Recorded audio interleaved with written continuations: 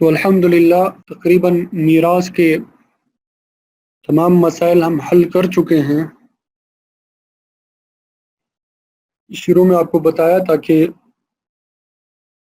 میراث کے اس کورس کو ہم نے 4 حصوں میں تقسیم کیا ہے۔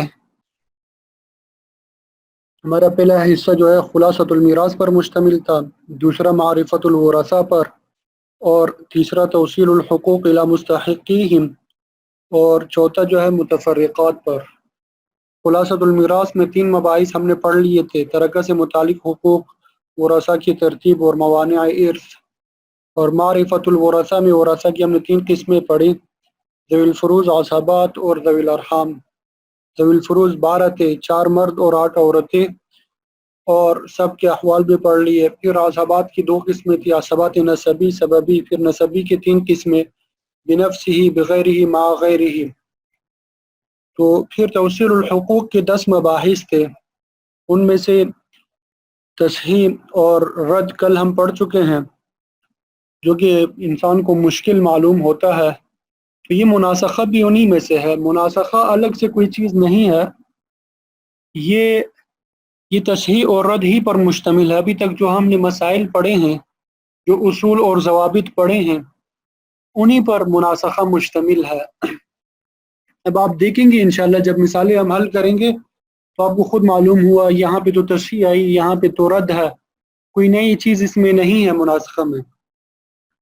اصل میں مناسخہ کہتے کسے ہیں، پہلے اس کو یہ سمجھ لیں کہ ترکہ کو تقسیم کرنے سے پہلے کوئی وارث فوت ہو جائے۔ ابھی تک ہم نے ترکہ تقسیم نہیں کیا، ایک وارث فوت ہو گیا، تو اب اس وارث کا حصہ اس کی دیگر ورثاء تک پہنچانا، یہ مناسخہ میں ہمیں سکھایا جائے گا کہ کس طریقے سے جو ایک وارث فوت ہو گیا ہے اس کا حصہ دیگر ورثاء تک پہنچایا جائے۔ بعض اوقات 4 بطن ہوتے ہیں، بعض اوقات 10، بعض اوقات 15، مختلف قسم کے بطون ہوتے ہیں۔ تقریباً 26 بطون پر مشتمل مناسخہ بھی ہم نے حل کیا ہے کہ 26 افراد پر مشتمل تھا۔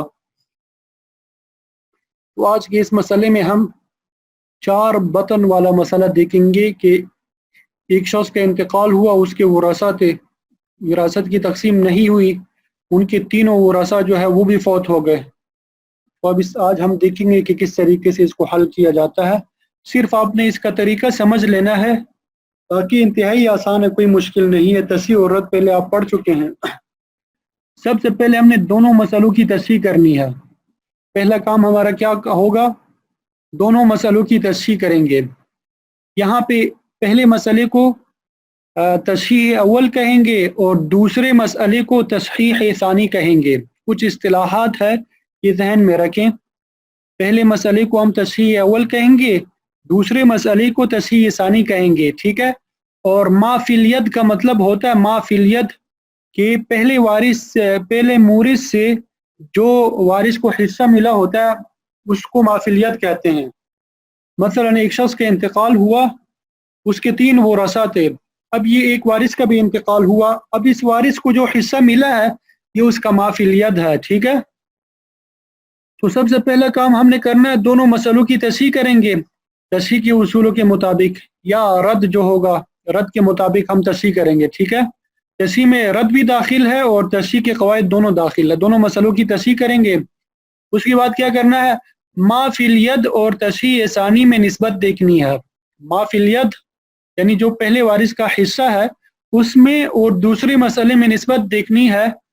تو اگر تماثل کی نسبت ہو تو ہمیں کچھ نہیں کرنا، لیکن اگر توافق ہو تو تصحیح ثانی یعنی دوسرے مسئلے کے وفق کو تصحیح اول یعنی پہلے مسئلے میں ضرب دے دیں گے۔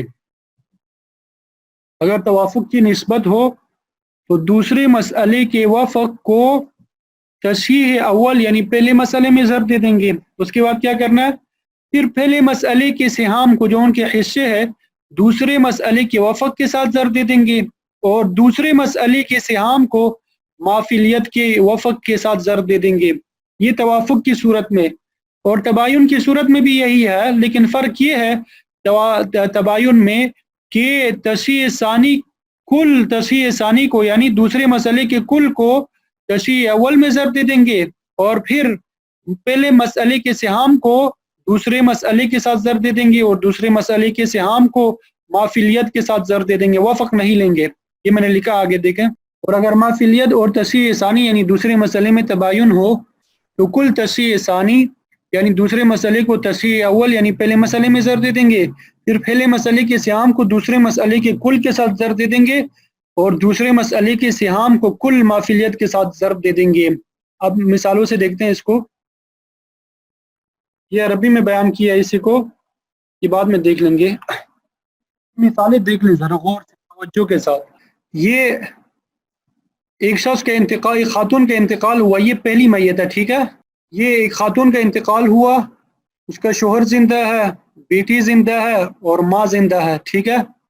ابھی وراثت تقسیم نہیں ہوئی کہ یہ جو زوج ہے اس کا بھی انتقال ہو گیا. اب اس کے ورثہ میں یہ افراد ہے، اس کے ورثہ میں کیا ہے؟ یہ افراد ہے. تو یہ پہلا مسئلہ ہو گیا. یہ دوسرا، یہ والا جو ہے تصحیح اول ہو گیا، یہ دوسرا یہ تصحیح ثانی. پہلا مسئلہ، دوسرا مسئلہ. اب شوہر کا انتقال ہوا، اس کی دوسری بیوی حلیمہ موجود ہے، باپ موجود ہے اور ماں رحیمہ موجود ہے، ٹھیک ہے. اب پہلے ہم ان دونوں مسئلوں کی تصحیح کریں گے. ہم کیا کریں گے؟ ان دونوں مسئلوں کو حل کریں گے صحیح طریقے سے، جس طرح ابھی تک ہم نے تصحیح کے اصول پڑھے. جب ان کو حل کریں گے پھر یہ دونوں جو ہے یہ دونوں کیا ہو جائیں گے؟ یہ دونوں پہلا مسئلہ ہو جائے گا. یہ دونوں کیا ہو جائے گا؟ پہلا مسئلہ ہو جائے گا. اور یہ جو ہے یہ دوسرا مسئلہ ہو جائے گا. دوسرے نمبر پہ یہ بنت، یہ کریمہ بھی انتقال کرے گی، وراثت تقسیم نہیں، اس کا بھی انتقال ہوا تو اس کے ورثہ یہ ہے. دوسرے نمبر پہ ہم نے لکھے ہیں بنت ہے، ابن ہے، جدہ ہے. تو پھر ہم پہلے مسئلے کو تو ہم حل کر چکے ہیں، اس والے کو، ان دونوں کو. اب یہ دوسرا مسئلہ جو ہے اس کو حل کریں گے، پھر ان کا نسبت آپس میں دیکھیں گے. جب یہ حل ہو جائے گا پھر یہ تینوں جو ہے یہ تینوں مسائل یہ پہلا مسئلہ کہلائے گا، ٹھیک ہے. اور یہ جو یہ والا آخر میں ہے یہ دوسرا مسئلہ کہلائے گا. پھر اسی طریقے کے مطابق ان کو حل کریں گے اور ہر ایک وارث کا حصہ مل جائے گا. یعنی تیسرے نمبر پہ اس خاتون کا انتقال ہوا. دیکھیں یہ خاتون یہاں پہ بھی موجود ہے اور یہاں پہ بھی موجود ہے. یہاں پہ اس کی حیثیت جدے کی ہے اور یہاں اوپر جو ہے ام کی حیثیت رکھتی ہے. اب ہر ایک کو ہم نے حل کیا ہے، آگے دیکھتے ہیں. ہر ایک کو حل کر کے پھر اس کے بعد ہر ایک کے ساتھ نسبت دیکھیں گے، مزید واضح ہو جائے گا انشاءاللہ. اب یہ پہلی میت ہے، پہلی میت جو ہم نے ابھی آپ کو دکھائی، خاتون کا نام ہے سلیمہ، اس کا انتقال ہوا، اس کا شوہر زندہ ہے، اس کی بیٹی زندہ ہے اور اس کی ماں زندہ ہے، عظیمہ نام ہے اس کا، ٹھیک ہے. ہم نے پڑھا تھا کہ اگر میت کی اولاد موجود ہو تو شوہر کو ربع ملتا ہے، اور بیٹی ایک ہے تو اس کو نصف ملا. ماں موجود ہے اور اولاد میں سے بنت موجود ہے تو ماں کو چھٹا حصہ ملا، سدس. پھر دوسرے مرحلے میں ہم جب مسئلہ حل کرتے ہیں ہر ایک کو حصہ دینے کے بعد پھر مسئلہ ہم نے بنانا ہوتا ہے. تو مسئلہ بنانے کے لیے ہم نے اصول پڑھے تھے نا کہ کل مسئلے جو ہے فروض جو ہے وہ کل 6 ہے. تو پہلی قسم میں سے ربع آیا ہے اور نصف آیا ہے، ٹھیک ہے، اور دوسری میں سے سدس آیا ہے. تو اگر ایسی صورت ہو کہ ربع آ جائے، پہلے میں سے کیا آ جائے؟ ربع آ جائے اور دوسرے میں سے کوئی ایک بھی آ جائے تو مسئلہ ہم 12 سے بنائیں گے، ٹھیک ہے. یہاں پہ آپ دیکھیں پہلے میں سے ربع بھی ہے، نصف بھی ہے اور دوسرے میں سے صرف سدس ہے. تو پہلے میں سے ہم نے دیکھنا ہے جو چھوٹا ہوگا اس کا اعتبار کریں گے. نصف اور ربع میں جو ہے ربع چھوٹا ہے، اس وجہ سے ہم نے ربع کا اعتبار کیا، نصف کو نہیں لیا. اگر یہاں پہ ثمن ہوتا، ربع کی جگہ ثمن ہوتا تب ہم ثمن کا اعتبار کرتے، نصف کا اعتبار نہ کرتے، ٹھیک ہے. تو مسئلہ ہم نے کس سے بنا دیا؟ پہلی میں سے ربع ہے، دوسرے میں سے سدس ہے، تو مسئلہ ہم نے 12 سے بنا دیا. 12 کا ربع جو ہے 3 ہے، ہم نے دے دیا زوج کو. نصف جو ہے 12 کا 6 ہے، ہم نے بیٹی کو دے دیا. سدس جو ہے 12 کا 2 ہے، ہم نے ماں کو دے دیا. अब तीसरे नंबर पे हमने लिखा होता है इनको जमा करना है सिहाम को। 2 को 6 के साथ जमा किया 8, 8 और 3 जो है 8 और 3 11। हमने मसले की 3 सूरतें पढ़ी थी। यहाँ पे सिहाम हो गए 11 कम हो गए और मसला जो है 12 ज्यादा हो गया। तो हमने पढ़ा था कि अगर मसला ज्यादा हो जाए और सिहाम कम हो जाए तो ये मसला रद्दिया है। और कल हमने रद्द के उसूल पढ़े, 4 उसूल हमने पढ़े, ठीक है। तो रद्द के 4 उसूल कौन से हैं कि मल्ला युरद ना हो, ज़ौजैन में से कोई ना हो, और मयुरद जो है जिन पर रद्द होता है वो एक ही जिन्स से हो तो मसला आदद रूस से बनेगा। और अगर मल्ला युरद ना हो, मयुरद जो है वो मिन जिनसैन मुख्तलिफैन हो, यानी 2 जिन्स से हो, तो मसला सियाम से बनेगा। तो हमने रद्द का तीसरा उसूल पढ़ा था कि मल्ला युरद हो और मयुरद मिन जिनसिन वाहिदिन हो। तो उसमें हमने क्या करना है कि हमने मसला बनाना है मल्ला युरद के फ़र्ज के मखरज से। माबाकी जो है अगर वो मयूरत पर पूरा तकसीम हो रहा है तो बहुत अच्छी बात है, अगर पूरा तकसीम नहीं हो रहा तो अगर उनके दरमियान तवाफुक की निस्बत हो, अगर उनके दरमियान तवाफुक की निस्बत हो तो मयूरत के वफ़क को हम ज़र्ब दे देंगे, मयूरत के वफ़क को हम ज़र्ब दे देंगे असल मसला में, और फिर मयूरत के वफ़क ही को मल्ला युरद के सहम में और फिर माबाकी में ज़र्ब दे देंगे। और अगर तबायुन हो तो मयूरत के कुल को असल मसला में ज़र्ब दे देंगे और फिर मयूरत के कुल ही को मल्ला युरद के सहम में और फिर माबाकी में ज़र्ब दे देंगे। ये तीसरा उसूल था। चौथा उसूल हमने पढ़ा था कि अगर मल्ला युरद हो और मयूरद जो है वो 2 जिन्सों से हो या ज़्यादा जिन्सों से हो, तो हमने पढ़ा था कि सबसे पहले ये जो कदर मुश्तरक है कि मल्ला युरद के मखरज, मल्ला युरद के फ़र्ज के मखरज से हम मसला बना देंगे, मल्ला युरद के फ़र्ज के मखरज से हम मसला बना देंगे। फिर जो बाकी बच जाए वो अगर मयूरद के मसले पर पूरा तकसीम हो रहा है तो बहुत अच्छी बात है, लेकिन अगर मयूरद के मसले पे पूरा तकसीम नहीं हो रहा तो मयूरद के मसले को हम असल में ज़र्ब दे देंगे, असल मसले में ज़र्ब दे देंगे, और फिर मयूरद ही के मसले को मल्ला युरद के सहम में ज़र्ब दे देंगे और माबाकी को हम मयूरद के सिहाम में ज़र्ब दे देंगे। तो यहाँ पे चौथा उसूल लागू होगा। यहाँ पे चौथा उसूल, यहाँ पे ज़ौज है और मल्ला युरद में से, फिर बिन्त और उम है मयूरद में से, 2 जिन्सों में से है, तो हम ज़ौज का यहाँ पे फ़र्ज क्या है, रुबो है। ज़ौज का जो फ़र्ज है वो रुबो है, तो मसला हमने क्या कर दिया, 4 से बना दिया। ज़ौज को उसका हिस्सा दे दिया 4 में से, 4 का रुबो जो है वो 1 है, हमने दे दिया ज़ौज को। माबाकी यहाँ पे हमने लिख दिया, माबाकी जो है यहाँ पे हम लिख चुके हैं, ठीक है। माबाकी जो है अब इसका मयूरद के मसले के साथ निस्बत देखनी है। मयूरद का मसला आप जहन में भी हल कर सकते हैं और अलग से भी हल कर सकते हैं। मयूरत का मसला जो है जहन में भी हल कर सकते हैं कि यहाँ पे मैंने वैसे अलग हल किया हुआ है समझाने के लिए, वैसे जहन में भी हल कर सकते हैं जब आपकी प्रैक्टिस हो जाए। तो बिन्त मौजूद है यहाँ पे, निस्फ मिला, उम मौजूद है, सुदुस, निस्फ और सुदुस आ जाए, मसला 6 से बनता है, तो 6 का निस्फ 3 है और सुदुस 1 है। अब 2 बाकी बच गया, 2 बाकी बच गया तो रद्द के उसूल लागू होंगे। तो रद्द का दूसरा उसूल जो है कि मल्ला युरद ना हो और मयूरद 2 जिन्स से हो तो मसला सिहाम से बनाते हैं। तो मसला सिहाम हमारे पास 4 है, हमने मसला 4 से बना दिया, तो मयूरद का मसला हमारे पास क्या निकल आया, 4 निकल आया। तो ये जो माबाकी है, माबाकी 3 है, ये मयूरद के मसले पे पूरा तकसीम नहीं हो रहा। ये हमने मयूरद के मसले को हम यहाँ पे लिख चुके हैं, मयूरद के जो सिहाम है यहाँ पे ये 3 और यहाँ पे भी 3, ठीक है, और मयूरद का मसला 4 है। तो माबाकी मयूरद के सहम पे तकसीम नहीं हो रहा, तो हमने क्या करना है, मयूरद का जो मसला है, मयूरद का मसला, इसको असल मसले में ज़र्ब दे देंगे। ये असल मसला है 4, ये जो 12 है इसको आप असल मसला नहीं कहेंगे, ये खत्म हो गया है। अब ये जो 4 है इसको असल मसला कहेंगे, ठीक है। तो मैयूरत के मसले को इस 4 में ज़रब दे देंगे, असल मसला में ज़रब दे देंगे। 4 को 4 के साथ ज़रब दे दिया, 16 निकल आया। 4 को 4 के साथ ज़रब दे दिया तो क्या निकल आया, 16।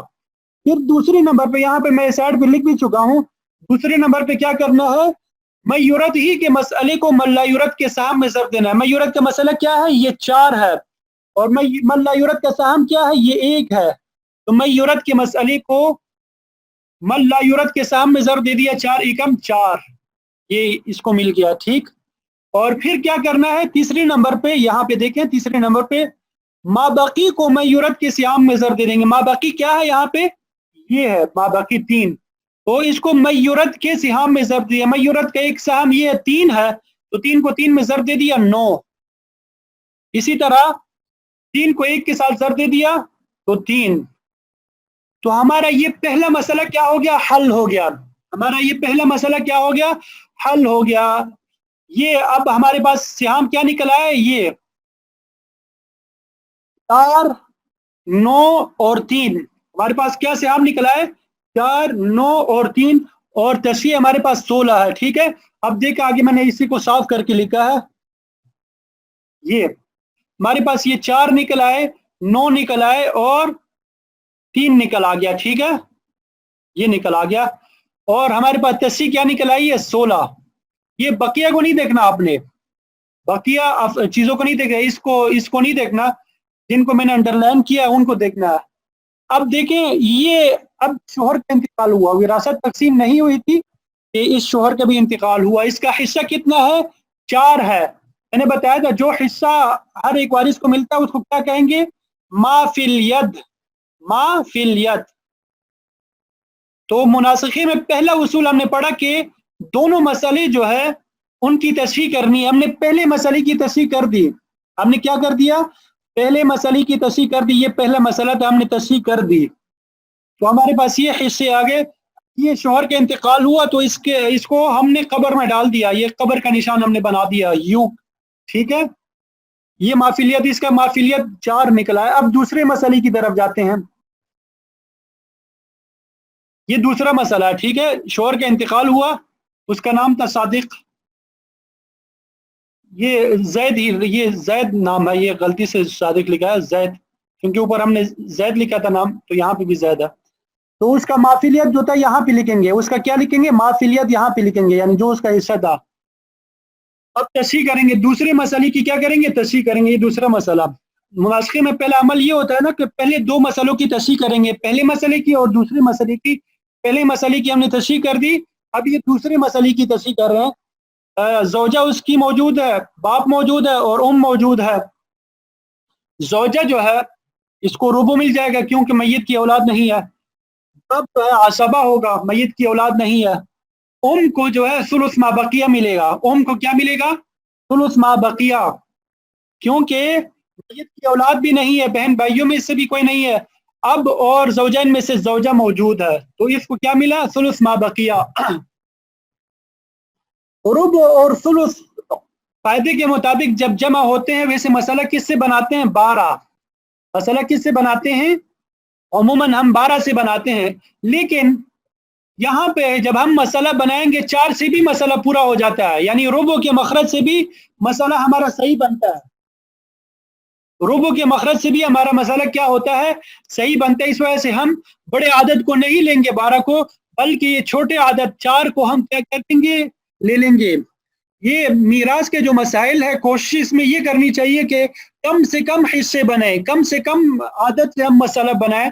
तो यहाँ पे 12 और 4 में कम से कम आदत हमारे पास क्या है, 4 है, तो हम इस वजह से इससे बनाएंगे, 12 से नहीं बनाएंगे, ठीक है। तो हमने क्या कर दिया, 4 से मसला बना दिया। 4 का रुबो क्या है, 1 है, हमने दे दिया। और 4 अब फिर सुलुस मा बकिया का मतलब मैंने आपको समझाया था। सुलुस मा बकिया का मतलब ये होता है कि ज़ौजैन में से एक को हिस्सा देने के बाद जो बाकी बच जाए, यहाँ पे बाकी क्या बच गया, 3। 3 का सुलुस क्या है, 1 है, इसको कहते हैं सुलुस मा बकिया।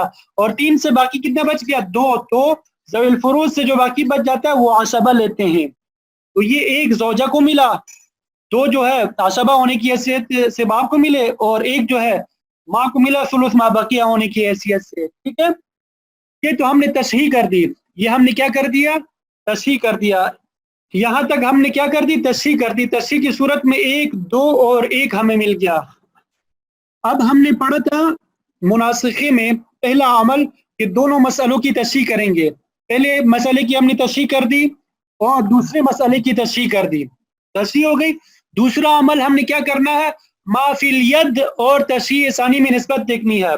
ما فی الید اور تصحیح ثانی میں نسبت دیکھنی ہے. یہ ما فی الید ہے جو زوج کو حصہ ملا تھا پہلے میت سے. ٹھیک ہے، یہ اس کو کیا کہیں گے؟ ما فی الید. تصحیح ثانی کون سی ہے؟ یہ ہے دوسرا مسئلہ. ٹھیک ہے، ان دونوں کے درمیان ہم نے نسبت دیکھی تو تماثل کی نسبت ہے. ان میں کیا نسبت ہے؟ تماثل، یعنی بالکل مساوی ہے 4 4. تو ہمیں کسی کام کی ضرورت نہیں ہے. تو ہمیں کیا ہو گیا؟ کسی کام کی ضرورت نہیں ہے. ٹھیک ہے، ہم کوئی کام نہیں کریں گے. یہ نیچے والے چیزوں کو آپ نہ دیکھیں، ان کے حل کرنے کی باری بعد میں آئے گی. ٹھیک ہے، تو اب ہمارا پہلا مسئلہ اور دوسرا مسئلہ حل ہو گیا. اب یہ پہلا اور دوسرا مسئلہ جو ہے یہ ہمارا پہلا مسئلہ کہلائے گا. پہلا اور دوسرا مسئلہ ہمارا کیا کہلائے گا؟ پہلا کہلائے گا. اور یہ جو تیسرا ہے، یہ تیسرا مسئلہ، اس کو ہم دوسرا مسئلہ تصور کریں گے. پہلے مسئلے کی ہم تشریح کر چکے ہیں. اب یہ دوسرا جو مسئلہ ہے اس کی ہم تشریح کریں گے. وہ پہلے میت میں آپ نے دیکھا تھا ایک زوج تھا اور ایک بنت تھی. زوج کا انتقال ہوا، اس کا مسئلہ ہم نے حل کر دیا. دوسرے نمبر پہ یہ بنت کریمہ تھی. میں دوبارہ دکھاتا ہوں آپ کو. یہ جو بنت ہے اس کا بھی انتقال ہو گیا. اس کا بھی کیا ہو گیا؟ انتقال ہو گیا. اب یہ اس کا حصہ کیا ہے؟ 9 ہے. تو یہ 9 کیا ہو گیا؟ یہ ما فی الید ہو گیا. یہ 9 کیا ہے؟ ما فی الید. اب اس کے ورثاء آگے تیسرے نمبر پہ ہے، اس کی طرف جاتے ہیں ہم. یہ تیسرا مسئلہ ہمارے پاس آ گیا. تو ما فی الید ہم نے یہاں پہ لکھ دیا. یہ کیا لکھا ہے؟ ما فی الید. تو ورثاء دیکھیں، ایک بیٹی زندہ ہے اس کی، ایک بیٹا، 2 بیٹے موجود ہے خالد اور عبداللہ، اور ایک جدہ دادی موجود ہے. تو ہم نے پڑھا تھا کہ اگر دادی موجود ہو اس کو چھٹا حصہ ملتا ہے سدس، اور بیٹی کے ساتھ بیٹے آ جائے تو عصبہ ہوتی ہے. تو بیٹی اور بیٹے جو ہے عصبہ ہو گئے. سدس ہے تو مسئلہ ہم نے 6 سے بنا دیا سدس کے مخرج سے. سدس جو ہے 6 کا سدس 1 ہے. ہم نے یہ جدہ کو دے دیا. ہم نے یہ کیا کر دیا؟ جدہ کو دے دیا. باقی بچ گیا 5. تو للذکر مثل حظ الانثیین کے اصول کے مطابق، یعنی بیٹی کو 1 حصہ دیں گے اور بیٹے کو 2 حصے دے دیں گے. بیٹی کو ہم نے 1 حصہ دے دیا اور ہر بیٹے کو 2 حصے دے دیے عصبہ ہونے کی حیثیت سے. 1 اور 2 3، 3 اور 2 5، 5 اور 1 6. یہ 6 مکمل ہو گیا. اب ہمارا یہ دوسرا مسئلہ بھی کیا ہو گیا؟ تصحیح مکمل ہو گئی. پہلے 2 مسئلوں کی تصحیح ہم کر چکے تھے، اور پہلے 2 مسئلے جو ہے میں نے بتایا تھا ان کی حیثیت پہلے مسئلے کی ہوگی. اب یہ تیسرا مسئلہ جو ہے اس کی حیثیت دوسرے مسئلے کی ہوگی. تو ہم نے دوسرے مسئلے کی بھی تصحیح کر دی. اب ہم نے دوسرا کام کرنا تھا کہ ما فی الید اور تصحیح ثانی میں نسبت دیکھنی ہے. ما فی الید ہمارے پاس کیا ہے؟ 9 ہے.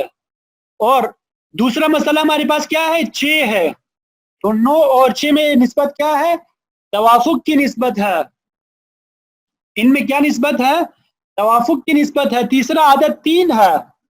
3 جو ہے 9 کو 3 حصوں میں تقسیم کرتا ہے، تو 9 کا وفق جو ہے 3 نکل آیا. اور 3 جو ہے 6 کو 2 حصوں میں تقسیم کرتا ہے، تو 6 کا وفق کیا نکل آیا؟ 2 نکل آیا.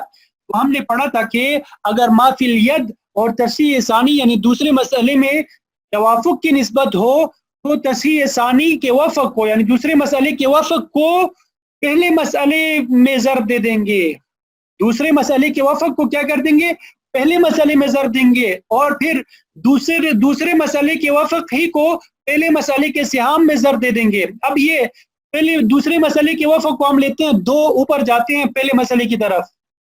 یہ ہمارا پہلا مسئلہ یہ تھا نا، یہ اس کو میں نے سرکل کر دیا تھا.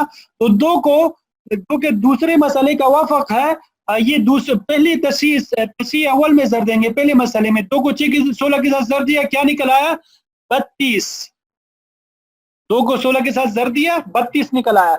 دوسرا عمل ہم نے کیا کہا کہ تصحیح ثانی کے وفق ہی کو پہلے مسئلے کے سہام میں بھی ضرب دیں گے. تو یہ جو ہے یہ تو فوت ہو چکا ہے، یہ بیٹی بھی فوت ہو چکی ہے. یہاں پہ صرف موجود ہے، تو کا سہام 3 ہے. تو 2 کو ہم نے 3 کے ساتھ ضرب دے دیا تو 6 نکل آیا. یہ کیا نکل آیا؟ 6 نکل آیا.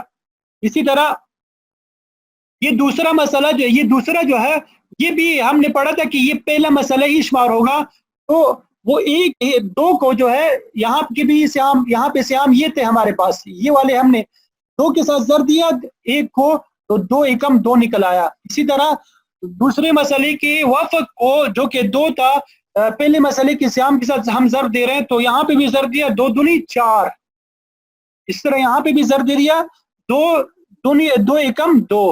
تو اب ہمارا مسئلہ یہاں تک حل ہوا، اب ہمارا مسئلہ کہاں تک حل ہو گیا؟ یہاں تک حل ہو گیا، ٹھیک ہے۔ ابھی تک ہم نے کیا کام کیا کہ دوسرے مسئلے کے وفق کو اصل مسئلہ میں ضرب دیا یعنی 16 میں، اور پھر سہام میں بھی ضرب دے دیا۔ آگے اب یہ تو دوسرے مسئلے کی کفیلیت کو، دوسرے مسئلے کی کفیلیت کے وفق کو کیا کر دیں گے ہم؟ دوسرے مسئلے کے سہام کے ساتھ ضرب دیں گے۔ دوسرے مسئلہ کا سہام یہ ایک تھا، تو ہم نے مافیلیت کے وفق میں ضرب دے دیا، تین ایکم تین، تین دنی چھ، اور تین دنی چھ، تین ایکم تین۔ تو ہمارا مسئلہ کہاں تک حل ہو گیا؟ یہاں تک حل ہو چکا ہے۔ اب آپ دیکھیں کہ پہلا مسئلہ بھی حل ہو گیا، دوسرا مسئلہ بھی حل ہو گیا ہمارا، یہ تیسرا مسئلہ بھی حل ہو گیا۔ ہم نے ان تینوں کی تصحیح کر دی، یہ تینوں مسائل ہمارے لیے کیا ہوں گے؟ پہلے مسئلے کی حیثیت اختیار کریں گے۔ ان تینوں کو ہم کیا کہیں گے کہ یہ ہمارا پہلا مسئلہ ہے، اور یہ جو ہے یہ چوتھا مسئلہ جو ہے یہ ہمارا دوسرا مسئلہ ہے۔ اس کو ہم کیا تصور کریں گے؟ دوسرا مسئلہ۔ تو پہلے مسئلے کی تصحیح ہمارے پاس یہ ہے 32 ہے۔ آپ پہلے مسئلے کی تصحیح ہمارے پاس کیا ہے؟ 32 ہے، 16 نہیں ہے، 16 ختم ہو گئی، ٹھیک ہے، اب 32 ہے، ٹھیک۔ اب یہ تیسری میت جو ہے اس کا انتقال ہوا، تیسری میت کیا ہو گیا؟ جو ہے اس کا انتقال ہو گیا، اس کا نام عظیمہ ہے۔ یہاں پہ اس کا مافیلیت کیا ہے؟ 6 ہے، یہاں پہ مافیلیت اس کا کیا ہے؟ 6 ہے۔ تو اب یہ 6 ہو گیا، آگے چلیں، یہاں پہ بھی کوئی نہیں ہے، یہاں پہ وہی عظیمہ جو ہے پھر آئی تھی، یہاں پہ عظیمہ، یہاں پہ اس کا بھی انتقال ہوا ہے، وہی عظیمہ ایک ہی خاتون ہے، وہاں پہ مافیلیت 6 ملا تھا، یہاں سے 3 اس کو ملا، یہاں پہ مافیلیت کی حیثیت سے 3 ملا، تو 3 اور 6 کتنے ہوتے ہیں؟ 3 اور 6 کو جب ہم جمع کرتے ہیں تو 9 نکل آیا، گویا کہ یہ دادی کا عظیمہ کا مافیلیت 9 نکل آیا۔ اب دیکھیں ہم نے یہ کیا کر دیا؟ عظیمہ کا مافیلیت لکھ دیا ہے یہاں پہ، 6 جو ہے پہلی میت سے ملا تھا، اور 3 جو ہے تیسری میت سے، تو کل 9 مافیلیت ہے عظیمہ کا۔ ورثہ میں کون افراد ہے؟ اس کا شوہر ہے، 2 بھائی ہے، ٹھیک ہے۔ اب یہ دوسرا مسئلہ ہے، چوتھا مسئلہ در حقیقت ہمارے پاس دوسرا مسئلہ ہے، تو ہم نے مناسخہ میں پڑھا تھا کہ پہلا عمل ہمارا کیا ہوتا ہے؟ پہلے مسئلے اور دوسرے مسئلے کی تصحیح کریں گے، پہلے مسئلے کی تصحیح ہو چکی ہے، اب دوسرے مسئلے کی تصحیح کریں گے، دوسرے مسئلے کی کیا کریں گے؟ تصحیح کریں گے۔ تو زوج آیا ہے، اس کو ہم نے نصف دیا کیونکہ میت کی اولاد نہیں ہے۔ بھائی جو ہے یہ عصبہ ہے، عصبہ بنفسہ کی تیسری قسم، جزء المیت اصل المیت جزء ابیہ میں داخل ہے۔ تو مسئلہ ہم نے کیا کر دیا؟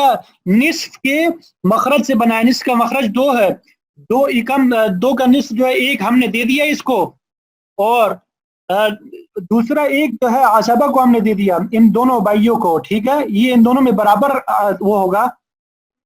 ٹھیک ہے، یہ 1 ہے، اور یہاں پہ افراد کتنے ہیں؟ 2 ہے، 1 جو ہے ان افراد پہ پورا تقسیم نہیں ہو رہا، 1 جو ہے پورا تقسیم نہیں ہو رہا، تو ہم نے تصحیح کے اصول پڑھے تھے کہ اگر کسر ایک فریق میں آ جائے، یہ اخوان جو ہے یہ ایک ہی فریق ہے، ایک ہی گروپ کا ہے، ٹھیک ہے، تو ہم کیا کریں گے؟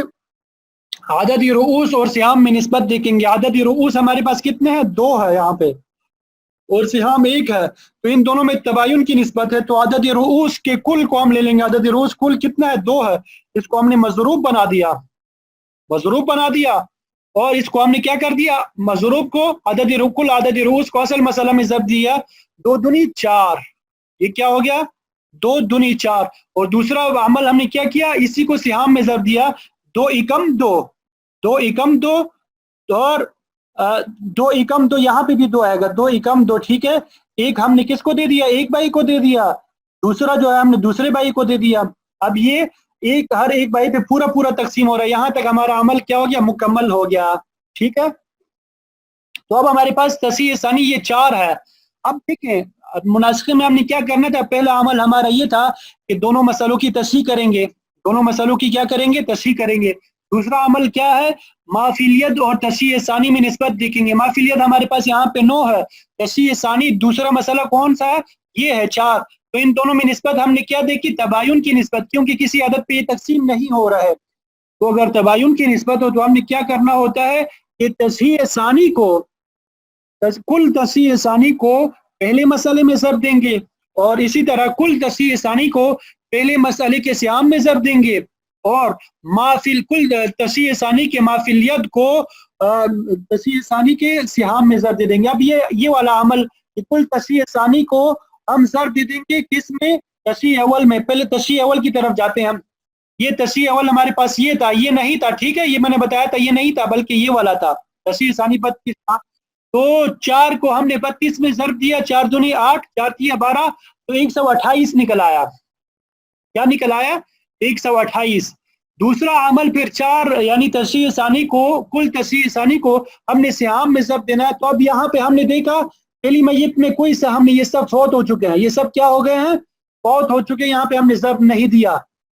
یہ دوسرے میت میں موجود ہے، 4 کو ہم نے ضرب دے دیا 2 کے ساتھ. یہاں تک ہم حل کر چکے تھے نا پہلے، 4 کو 2 کے ساتھ ضرب دے دیا، 4 دونی 8، یہ حل ہو گیا. اسی طرح 4 کو 4 کے ساتھ ضرب دے دیا تو 16 نکل آیا. اس طرح 4 کو 2 کے ساتھ ضرب دے دیا، 8 نکل آیا. ٹھیک ہے، اب یہ دیکھو یہ پورا حل ہو گیا. آگے چلیں. یہ تیسری میت کے سیام میں بھی ضرب دی، یہاں تک ہم حل کر چکے تھے پہلے. 4 کو 3 کے ساتھ ضرب دے دیا 12. اسی طرح 4 کو 6 کے ساتھ ضرب دے دیا 24. 4 کو 6 کے ساتھ ضرب دے دیا 24. یہ تو چونکہ فوت ہو چکی ہے اس وجہ سے اس کا ہم ضرب نہیں دیں گے. اب آگے چلیں. اب یہ میت ثانی کے سہام کو مافیلیت میں ضرب دے دیں گے. میت ثانی کے سہام کون سے؟ یہاں پہ 2 تھا اور مافیلیت کیا ہے؟ 9 ہے. تو 2 کو 9 کے ساتھ ضرب دے دیا تو 18 نکل آیا.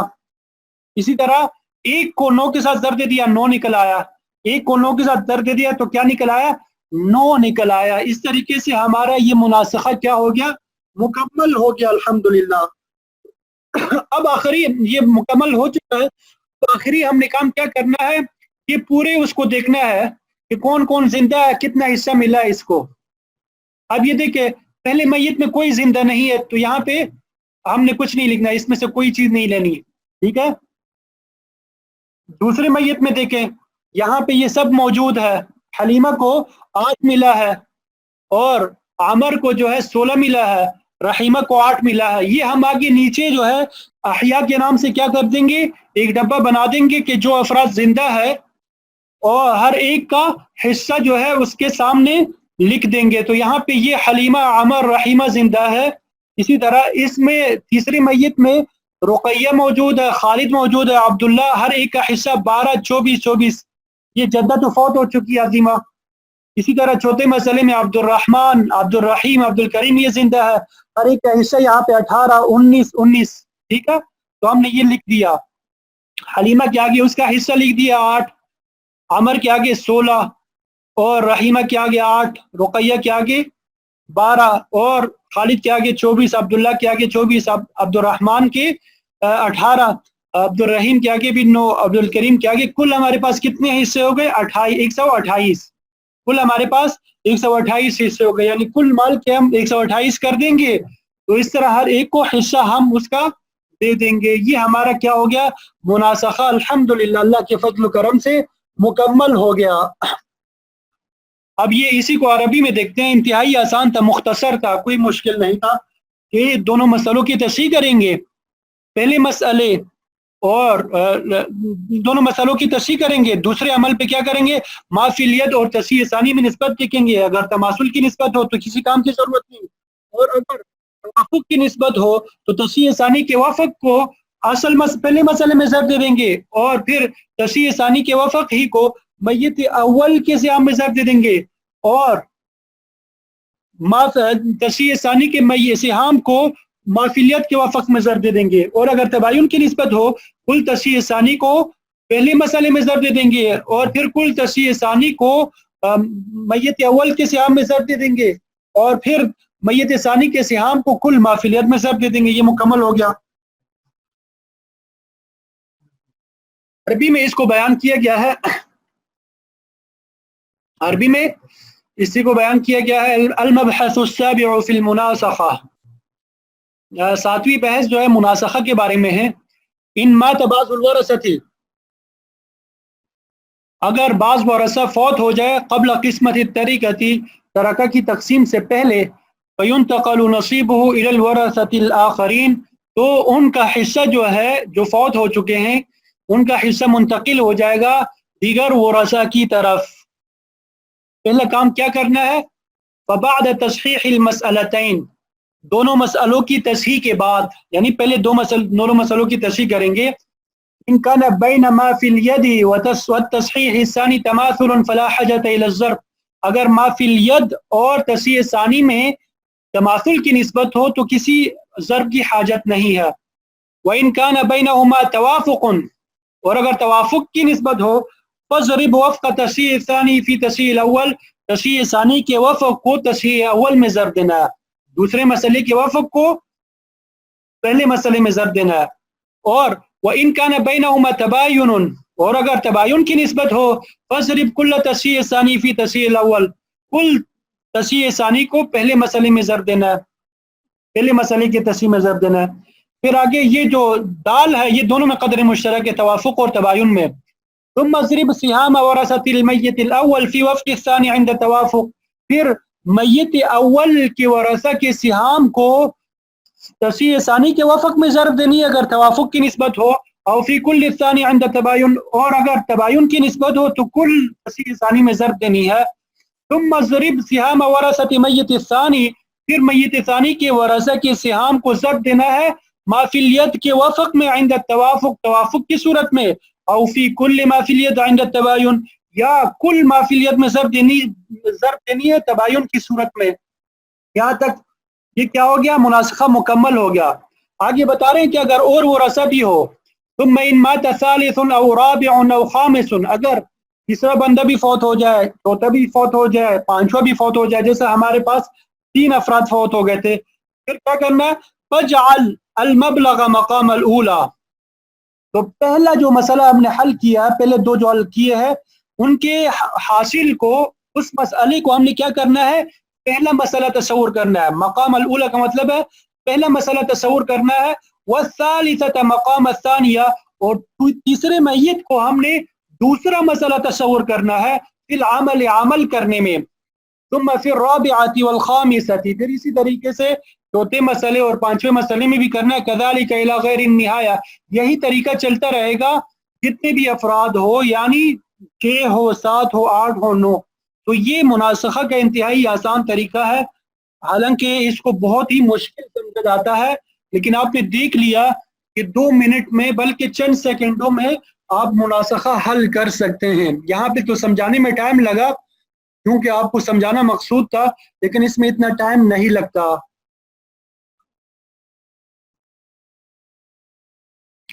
अल्हम्दुलिल्लाह मुनासखा भी हमारा क्या हो गया, मुकम्मल हो गया। उम्मीद है कि आप सबको समझ आ गई होगी इसकी।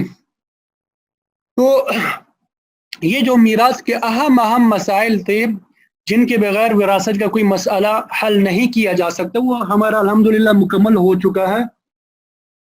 यानी इनके बगैर मीरास के मसाइल हल नहीं हो सकते, मुश्किल होते हैं, तो वो हमारे हो चुके हैं। अब वो उन उमूर को देखते हैं जो कभी कभार पेश आते हैं, कभी कभार जो उमूर पेश आते हैं उनको देखते हैं। ये तौसीलुल हुकूक में एक बहस हम पढ़ते हैं तखारुज की। तखारुज इसे कहें या मुसालहत कहें, दोनों कहते हैं, इसमें सुलह भी कहते हैं, ठीक है। तखारुज का मतलब ये कि बाज़ वरसा कहते हैं कि हम ये गाड़ी रख लेते हैं या ये फलानी चीज़ में रख लेता हूँ, बकिया तरक्का में मुझे कोई चीज़ नहीं चाहिए, ठीक है। तो इसको किस तरीके से हल किया जाएगा, अगर कोई मुसालहत करना चाहे तो किस तरीके से हल करेंगे। तो याद रखें हमने क्या करना है, पहले तमाम वरसा को शामिल करके मसला बनाया जाएगा। तमाम वरसा को शामिल करके हमने मसला बनाना है। फिर जो वारिस सुलह करके अलग हो गया है उसके नीचे सुलह का निशान यानी सौत लिख कर उसके हिस्से को कुल मसला से तफरीक यानी माइनस करेंगे, बाकी से मसला बना दिया जाएगा। मिसाल से समझते हैं, एक शख्स का इंतकाल, खातून का इंतकाल हुआ है, शोहर जिंदा है, माँ जिंदा है, आम यानी चचा जिंदा है, शोहर को निस्फ मिलेगा, ठीक है। اولاد نہیں ہے، ماں کو ثلث الکل ملے گا، کیونکہ یہاں پہ اولاد میں سے بھی کوئی نہیں ہے، بھائیوں میں سے بھی کوئی بھی نہیں ہے، اور زوج تو ہے لیکن اب نہیں ہے، ٹھیک ہے، تو ثلث الکل ملے گا۔ اگر اب ہوتا اور عام نہ ہوتا تو ثلث ما بقیہ ملتا۔ عام جو ہے یہ عصبہ ہے، عصبہ کی پہلی قسم جو ہے بنفسی ہی کے چوتھی صورت میں آتا ہے، جزء جدی میں داخل ہے، ٹھیک ہے۔ تو مسئلہ ہم نے کس سے بنا دیا؟ نصف اور ثلث جب آتا ہے مسئلہ ہم کس سے بناتے ہیں؟ 6 سے بناتے ہیں۔ 6 کا نصف کیا ہے؟ 3 ہے، اور ثلث 2 ہے، ٹھیک ہے۔ تو 2 اور 3 5، باقی کیا بچ گیا؟ 1۔ تو 1 ہم نے عصبہ کو دے دیا، چچا کو دے دیا۔ یہاں تک سمجھ آ گیا؟ الحمدللہ۔ اب شوہر نے کیا کہہ دیا کہ مجھے نہیں چاہیے، میں نے یہ مہر جو ہے میں نے ادا نہیں کیا، اس کے بدلے میں کیا کر دیتا ہوں؟ بقیہ ترکہ نہیں لیتا، وہ مجھے معاف کر دیا جائے، میں بقیہ شوہر کا حصہ جو ہے یہاں پہ 3 ہے۔ اب یہ نیچے ہم نے سوت لکھ دیا کہ اس نے صلح کر دی، مصالحت کر دی، تو یہ شوہر کے حصے کو ہم مائنس کر دیں گے اصل مسئلہ میں سے، اصل مسئلے میں سے مائنس کر دیا تو باقی بچ گیا 3۔ باقی کیا بچ گیا؟ 3۔ تو 3 میں سے 2 جو ہے ماں کا ہو جائے گا اور 1 جو ہے چچا کا ہو جائے گا۔ بات ساتھی یہ کہتے ہیں کہ ڈائریکٹلی یعنی شروع ہی سے 3 سے مسئلہ بناؤ، تو یہ جو آپ نے پورا اتنا لمبا پروسیس کیا اس کی ضرورت ہی نہیں، بلکہ شروع ہی سے 3 سے مسئلہ بناؤ، تو اس میں بڑی خرابی پیش آتی ہے۔ ہم یہ دیکھیں کہ ہمارے پاس، ہم یہ سمجھتے ہیں کہ شوہر جو ہے ہمارے پاس نہیں ہے، ہم نے نکال دیا، پہلے سے ہی نکال دیا۔ اب ہمارے پاس ماں ہے اور چچا ہے، تو ماں کو ثلث الکل ملا اور چچا کیا ہو گیا؟ عصبہ ہو گیا۔ تو ثلث الکل مسئلہ ہم کس سے بنائیں گے؟ 3 سے ہم بنا دیں گے۔ مسئلہ ہم کس سے بنا دیں گے؟ 3 سے بنا دیں گے، ٹھیک ہے۔ 3 کا ثلث کتنا ہوتا ہے؟ 1 ہوتا ہے۔ 3 کا ثلث کتنا ہوتا ہے؟ 1، اور 1 سے باقی بچ گئے 2، تو وہ کس کو مل جائیں گے؟ عصبہ، عصبہ کو مل جائیں گے، چچا کو مل گئے۔ اب یہ دیکھ کے آپ نے دیکھ لیا یہ حصوں میں تبدیلی آ گئی یا نہیں؟ اگر ڈائریکٹلی ہم بنا لیں، شوہر کو شامل نہ کریں، تو دیکھیں ماں کا حصہ کم ہو گیا، چچا کا حصہ زیادہ ہو گیا۔ تو اس وجہ سے یہ ڈائریکٹلی آپ نے مسئلہ حل نہیں کرنا، بلکہ پہلے جس وارث نے مصالحت کرنی ہے اس کو شامل کرنا ہے، پھر اس کے بعد مائنس کرنا ہے۔ دوسری مثال دیکھتے ہیں، یہ دوسری مثال کی طرف دیکھیں۔ ایک شخص کا انتقال ہوا، بیوی موجود ہے، 4 بیٹے موجود ہیں۔ اس کے کتنے بیٹے موجود ہیں؟ 4 بیٹے۔ بیٹی کو سمن مل جائے گا، 8واں حصہ۔ مسئلہ 8 سے بنا دیا، تو 8 کا سمن کیا ہے؟ 1 ہے، ہم نے دے دیا بیوی کو، اور بیٹے چونکہ عصبت ہے، بنفسی ہی میں جزء المیت 7 ہے، یہ 7 ہم نے ان بیٹوں کو دے دیا۔ اب یہ 7 جو ہے 4 بیٹوں پہ پورا تقسیم نہیں ہو رہا، تو یہاں پہ تشریح کے مسائل آ گئے۔ پہلی قسم میں کسر ہے، یعنی ایک ہی طائفے میں کسر ہے، تو عدد رؤوس اور سہام میں نسبت دیکھیے۔ عدد رؤوس یہاں پہ 4 ہے، یعنی 4 بیٹے ہیں، اور سہام 7 ہے، ان میں تباین کی نسبت ہے، تو ہم نے عدد رؤوس کو مضروب بنا دیا۔ عدد رؤوس کو کیا کر دیا؟ لے لیا، اصل مسئلہ میں ضرب کر دیا۔ اصل مسئلہ ہمارے پاس یہاں پہ کیا ہے؟ 8 ہے، 4 کو 8 میں ضرب دے دیا، کیا نکلا ہے؟ 32، ٹھیک ہے۔ پھر اس کے بعد اس کو سہام میں بھی ضرب دیا، 4 × 4 اور 4 × 7 = 28، تو ہر ایک بیٹے کے حصے میں 7 7 7 آ گیا۔ اس ایک بیٹے میں مصالحت کر دی کہ مجھے نہیں چاہیے، میں بس صرف یہ گاڑی جو ہے یہ رکھ لیتا ہوں، باقی تم لے لو، اس میں مصالحت کر لی۔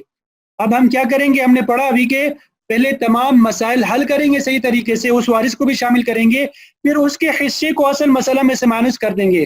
تو ہم نے اس کے حصے کو 32 میں سے مائنس کر دیا، باقی 25 بچ گیا، تو ہر ایک کو پورا مل گیا۔ 7 7 یہ 14 14 اور 7 21 21 اور 4 25، یہ مسئلہ الحمدللہ ہو گیا۔ یہ تخارج کا بھی الحمدللہ ہمارا ہو گیا۔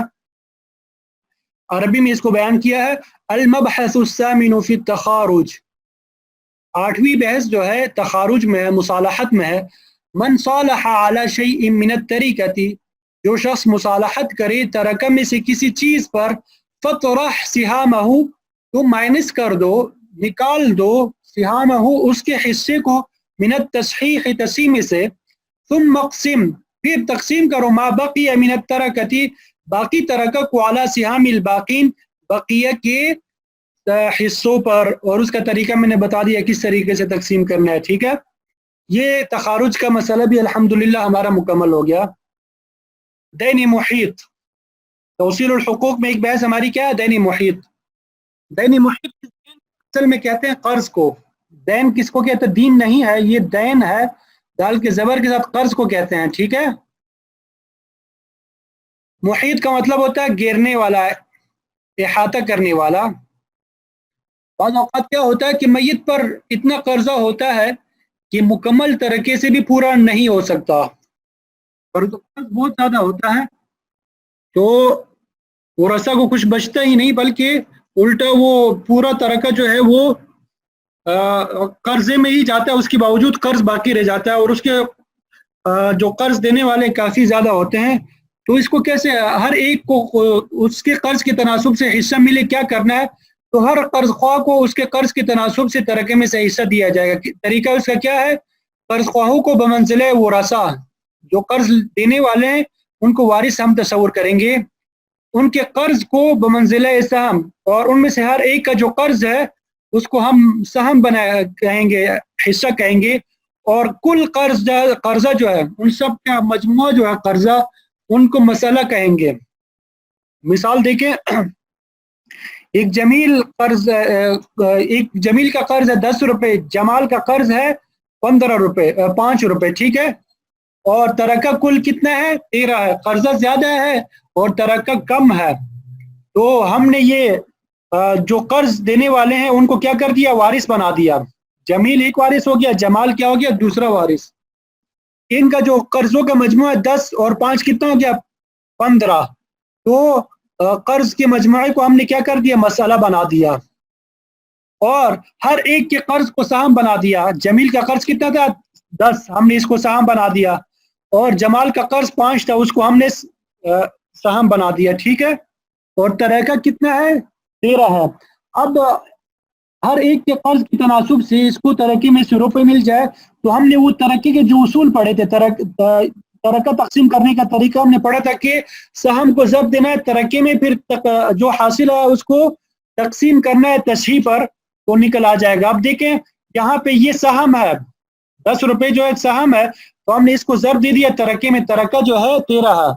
یہ 10 روپے جو ہے اس کو ہم نے ترکہ میں ضرب دے دیا اور پھر تقسیم کر دیا 15 تقسیم ہے، تو 8.67 روپے جو ہے یہ جمیل کو مل جائیں گے. اسی طریقے سے 4.33 روپے جو ہے یہ جمال کو مل جائیں گے. تو ہر ایک کو اس کے قرض کے تناسب سے اس کا قرض مل گیا. ٹھیک ہے. یہ دین محیط کا مسئلہ بھی ہو گیا ہمارا. المبحث التاسع فی الدین المحیط، 9ویں بحث جو ہے دین محیط کے بارے میں ہے. اجعل دین کل دائن بمنزلۃ السہام، ہر دائن یعنی قرض دینے والے کا قرض جو ہے اس کو بناؤ سہام کے درجے میں. والدائن بمنزلۃ الوارث، اور قرضدار کو وارث کے درجے میں رکھنا ہے. ومجموع الدیون بمنزلۃ التصحیح فی العمل، اور تمام قرضے کو تصحیح یعنی اصل مسئلے کی درجے میں رکھنا ہے عمل کرنے میں، تاکہ ہر ایک وارث کو یا ہر ایک قرضدار کو اس کا قرض مل جائے اس کے قرض کے تناسب سے. یہ الحمدللہ توصیل الحقوق میں ہمارے 9 ابحاث ہو گئے. ٹھیک ہے.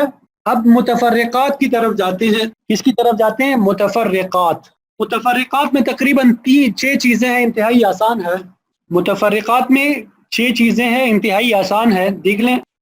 نمبر 1 خنثی ہے. متفرقات میں کیا ہے؟ خنثی.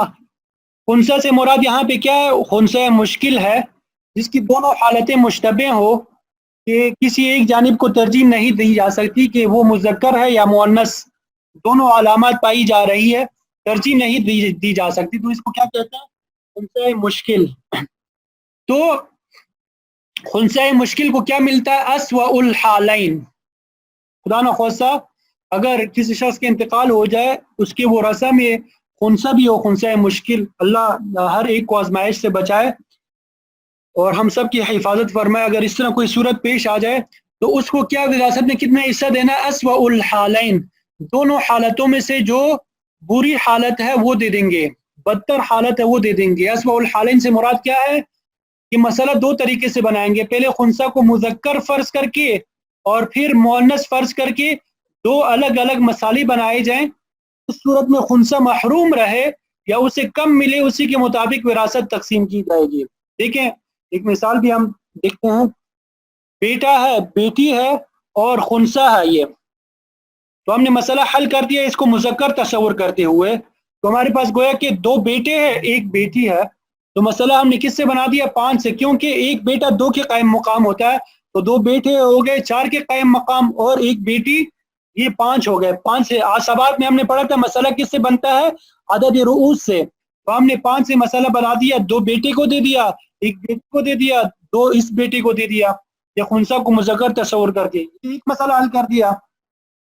फिर दोबारा इसी मसले को हल किया, 1 बेटा है 1 बेटी है, खुनसा को हमने मुअन्नस फर्ज किया। क्या फर्ज किया हमने? मुअन्नस फर्ज किया। हमने खुनसा को यहाँ पे मुअन्नस फर्ज किया। तो अब यहाँ पे हमारे पास क्या हो गया? 1 बेटा है, वो है कि 2 बेटियां हैं। तो 4 से मसला बना देंगे, 2 जो है बेटे को दे दिया, 1 जो है बेटी को दे दिया। अब ये दोनों तरह हमने मसला हल कर दिया। दोनों में से कम हिस्सा मुअन्नस फर्ज करके मुअन्नस की हालत में खुनसा को मिलता है। तो इस वजह से हम यहाँ पे मुअन्नस की सूरत का एतबार करते हुए खुनसा को हिस्सा दे देंगे। ठीक है, तो ये लिल खुनसा अस्वउल हालैन, खुनसा को हम दोनों हालतों में से जो कम हो बदतर हो वो दे देंगे। ये खुनसा का भी मसला क्या हो गया? मुकम्मल हो गया अल्हम्दुलिल्लाह। आगे दूसरी चीज है हमल है। दूसरी चीज क्या है? हमल है। तो हमल के बारे में देखिए, वलिल हमल अहसनुल हालैन वलिल बाकीन अस्वउल हालैन। ये भी इंतहाई आसान है, कोई मुश्किल नहीं है कि हमल के लिए अहसनुल हालैन, अहसनुल हालैन से मुराद कि दोनों हालतों में से जो अच्छा है, यानी जिस हालत में हमल को ज्यादा मिल रहा होगा वो हम दे देंगे। वलिल बाकीन अस्वउल हालैन, और बाकी जो वो रसा हमल के साथ जो बाकी वो रसा है उनको जिस हालत में कम मिल रहा है उस हालत के एतबार से हम दे देंगे। यानी इसमें भी हम मसला क्या करेंगे? दोनों तरह हल करेंगे। एक मरतबा मुज़क्कर फर्ज करेंगे और दूसरी तरह मुअन्नस फर्ज करेंगे। जैसा कि हमने अभी खुनसा में मुज़क्कर और मुअन्नस फर्ज किया। देखें यहाँ पे हमने क्या किया? मुज़क्कर फर्ज किया है। यहाँ पे मुज़क्कर फर्ज किया है, ये बेवा है और ये बेटी है, अब है, है। पूरा मसला मैं नहीं बताऊंगा, हल हो चुका है। सिर्फ देखें यहाँ पे हमने हमल को मुज़क्कर फर्ज किया तो इनको हिस्से मिले हैं। इनको क्या किया है? हिस्से मिल चुके हैं। देखें तो बेवा को 27 मिले, हमल मुज़क्कर को 78 मिले, बेटी को 39 और बाप को 36, को 36। इसी मसले को हमने दोबारा हल किया मुअन्नस तस्वुर करके। हमल को हमने क्या किया? मुअन्नस फर्ज किया। यहाँ पे बेवा को 24 मिल रहा है, कम मिल रहा है, ऊपर ज्यादा मिल रहा था, यहाँ पे कम। और हमल को यहाँ पे 24 मिल रहा है, कम मिल रहा है, ऊपर ज्यादा मिल रहा था, 78। बेटी को 24 कम मिल रहा है, ऊपर ज्यादा मिल रहा था। और माँ बाप को यहाँ पे 32 मिल रहा है, कम मिल रहा है, ऊपर ज्यादा मिल रहा था। अब हम क्या करेंगे? हम दोनों मसलों में देखिए, हमल के लिए अहसनुल हालैन क्या है? ये 78 वाली सूरत है। तो हमल को हम ये 78 दे देंगे और बकिया वो रसा को कम किस सूरत में मिल रहा है? देखो ये 24 कम मिल रहा है, ये दूसरी सूरत में। तो हम ये बेवा को 24 दे देंगे, ऊपर वाला नहीं देंगे। ठीक है, इसी तरह बेटी को ऊपर जो है 39 मिल रहा है, ये ज्यादा है, और नीचे जो है 24 मिल रहा है, तो हम ये कम जो है बेटी के लिए रख लेंगे। और ये अबवैन को यहाँ पे नीचे कम मिल रहा है, ऊपर ज्यादा मिल रहा है, तो हम अबवैन के लिए भी यानी माँ और बाप के लिए भी ये नीचे वाली हालत ले लेंगे। ठीक है, तो हमल के लिए हमने अच्छी हालत ले ली और बकिया के लिए बुरी हालत कम जिसमें मिल रहा है। बकिया जो हिस्से बच गए, मसलन यहाँ पे 3 बच गए, ये बेवा में क्या 3 बच गए। इसी तरह यहाँ पे भी काफी हिस्से बच गए इसमें ना, और यहाँ पे 32 और ये 4 बच गए। तो इनको मौकूफ रखेंगे। जब पैदा हो जाएगा हमल, क्या हो जाएगा? पैदा हो जाएगा। अगर मुज़क्कर हो तो इस सूरत का एतबार करेंगे, मुज़क्कर वाली सूरत का। अगर मुअन्नस हो तो इस सूरत का एतबार करेंगे। जो हिस्से मौकूफ रखे होंगे तो इसी एतबार से हर एक को मिल जाएंगे। तो इसी एतबार से हर एक को उसका हिस्सा मिल जाएगा। अलबत्ता हमल में ये याद रखिए, बेहतर ये होता है कि तमाम मुरस्सा को राजी करके कहा जाए कि हम ये हमल की पैदाइश तक विरासत को रोक देते हैं, ताकि जब हमल पैदा हो जाए उसके बाद उस सूरत के मुताबिक जो आसानी से फैसला हो जाए। ठीक है, लेकिन अगर बास मुरस्सा एक वो करे, इसरार करे नहीं हमने तकसीम करना है, तो शरीयत ने कहा है कि विरासत तकसीम करो, जल्दी से हमल के लिए मौकूफ रखो बाकी जो हिस्से है। اور وراثت میں جتنی جلدی ہو سکتی ہے کرنی چاہیے. وراثت جیسے ہی کسی کا انتقال ہو جائے فوراً ہی تقسیم کرنی چاہیے. بے شک ایک دوسرے کے ساتھ رہے لیکن تقسیم کر دینا چاہیے. ہر ایک کو حصہ معلوم ہو کہ یہ چیزیں میری ہے, یہ چیزیں فلانے کی ہے. اگر جلدی تقسیم نہیں کریں گے تو خدا نخواستہ بہت زیادہ مسائل پیچیدہ ہو جاتے ہیں اور لڑائی جھگڑے تک نوبت آ جاتی ہے. ٹھیک ہے. اب یہ مفقود کے بارے میں تیسری بحث متفرقات میں مفقود کے بارے میں ہے. بس یہ ختم ہونے والے ہیں انشاءاللہ, 2-3 منٹ لوں گا آپ کے. مفقود اصل میں ایسے شخص کو کہتے ہیں جس کا پتہ ہی نہ ہو کہ وہ فوت ہو چکا ہے, مر چکا ہے, زندہ ہے یا کیا ہے, مل ہی نہیں رہا, غائب ہے, بالکل کسی کو پتہ نہیں ہے, تو اسے مفقود کہتے ہیں. تو اس کے بارے میں دیکھیں آدھی لائن ہے, حی فی مالہ و میت فی مال غیرہ, کہ اپنے مال میں وہ کیا ہے, زندہ ہے, اپنے مال میں وہ زندہ ہے. اور میت فی مال غیرہ, دوسرے کے مال میں وہ کیا ہے, وہ فوت ہو چکا ہے. تو حی فی مالہ کا مطلب یہ ہوا کہ اس کے مال کو اگر ایک بندہ مفقود ہو جائے, گم ہو جائے, تو اس کے مال کو تقسیم نہیں کیا جائے گا. اس کے مال کو کیا کیا جائے گا, تقسیم نہیں کیا جائے گا, کیونکہ وہ زندہ ہے اور زندہ کے مال کو تقسیم نہیں کیا جاتا. ومیت فی مال غیرہ کا مطلب یہ ہے کہ وہ اگر گم ہو جائے, اس کے کسی مورث کا انتقال ہو جائے تو اس کو حصہ نہیں ملتا, اس کو حصہ نہیں ملتا. البتہ چونکہ احتمال ہوتا ہے کہ مفقود واپس آ جائے زندہ, تو اس وجہ سے کہا جاتا ہے کہ اس کے حصے کو امانتاً کسی کے پاس رکھوا دیا جائے. تو اگر وہ آ گیا تو اس کو دے دیا جائے گا, اگر وہ نہیں آیا تو پھر دیگر ورثہ میں اس کو تقسیم کیا جائے گا. ٹھیک ہے. تو مفقود کے اتنے احوال ہمیں وراثت میں درکار ہوتے ہیں, وہ ہم نے دیکھ لی ہے. بقیہ اس میں بہت تفصیلات بھی ہے, وہ فقہ سے متعلق ہے. ٹھیک ہے. یہ تفصیل میں نے لکھ بھی لی ہے مختصراً.